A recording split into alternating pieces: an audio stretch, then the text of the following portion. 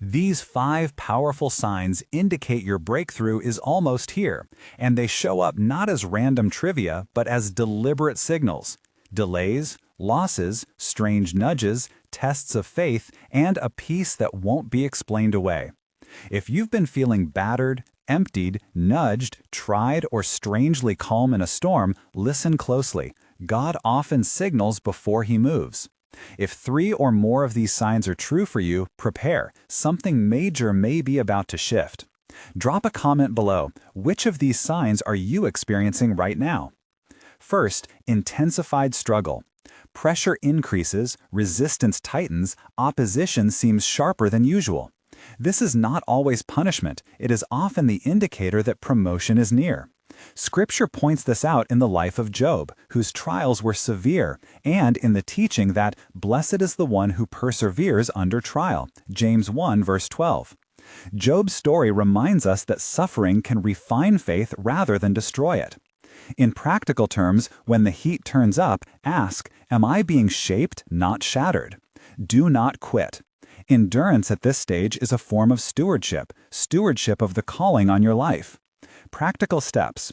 Anchor yourself in the Word. Keep a simple rhythm of prayer and praise. And name one small faithful action you can take today instead of giving in to despair. Remember, pressure doesn't always mean you've done something wrong. It can mean something right is on the way, and the enemy is trying to stop it. Second, loss and emptying. Doors close, relationships shift, finances tighten, or routines disappear. Grief is real. Don't rush past it or minimize the pain. Yet, within the pain, God sometimes clears space for the new. Abraham left homeland and comforts in Genesis 12 on the basis of a promise. That leaving prepared him to receive what was promised. Jesus used the image of new wine needing new wineskins, Mark 2:22, to show that what is coming often will not fit the old containers. The practical application here is twofold: mourn well and prepare the space.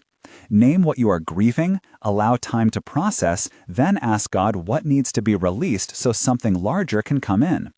Begin to inventory what won't fit the next season: habits, attachments, unhelpful expectations, and gently let go where you can. Loss is not proof God is absent. It can be the quiet, painful work of preparation. Third, specific instructions or divine downloads.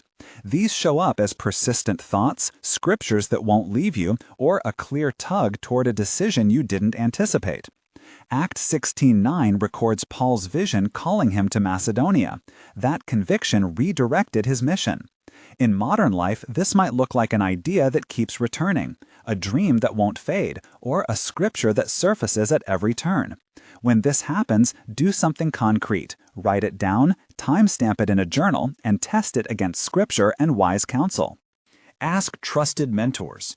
Weigh it with the character of Christ, and look for confirmation in community. Preparation without action wastes time. Action without testing risks pride. If the impression stands up to Scripture and wise counsel, take the first obedient step you can, small, clear, and tangible, while trusting God for further clarity. Fourth, faith is being tested in ways that feel illogical. Before the ark, Noah was mocked. Before Peter walked toward Jesus, he still had to step out of the boat. These are the moments God asks for an active response to trust. Scripture teaches that trials refine faith like fire refines gold, 1 Peter 1:7. The point is not to deny reason, but to act when God calls you beyond what feels safe. Practical obedience here might be giving when finances are tight, speaking truth when silence is easier, or stepping into a new responsibility despite fear. Begin with a small, visible act of faith and keep records: what you obeyed, how God met you, what you learned. Obedience trains your soul to move with God even when outcomes are unclear. And when you stumble, remember mercy covers the misstep. Refinement, not condemnation, is the aim. Fifth, supernatural peace amid chaos. When life is noisy and the storms rage, the Spirit sometimes gives a peace that exceeds understanding, Philippians 4:7. Think of Jesus sleeping in the boat while the storm hit, Mark 4:35-41. His rest in the storm was an absent sign of his authority. That kind of inner calm is not ignorance, it's confirmation. But peace is not a passive guarantee that nothing will go wrong. It is a guiding light to act from steadiness rather than panic. Steward this peace, protect it with worship, gratitude, and obedience. When peace accompanies a prompting to act, it strengthens the case for obedience. When restlessness accompanies a prompting, stop and test. Use peace as one confirming factor among several. Impression, scripture, counsel, and peace together make a wise path forward. Across these 5 signs, there are practical rhythms you can adopt right now. Worship in advance. Praise is not just for after the miracle. It positions your heart now. Keep a journal of impressions, scriptures, and small obedience steps. It becomes both record and confirmation. Cultivate community. Share promptings with wise believers who will pray and test with you. Refuse to quit one more day. Often the difference between breakthrough and giving up is that one more step of faith. And remain compassionate toward your own heart. If loss has cut you, grieve. If pressure has drained you, rest. If confusion reigns, seek counsel. A few pastoral cautions. Do not turn impressions into automatic guarantees. Test all things against Scripture and discernment. Do not equate emptying with blessing without grieving the loss. Context matters.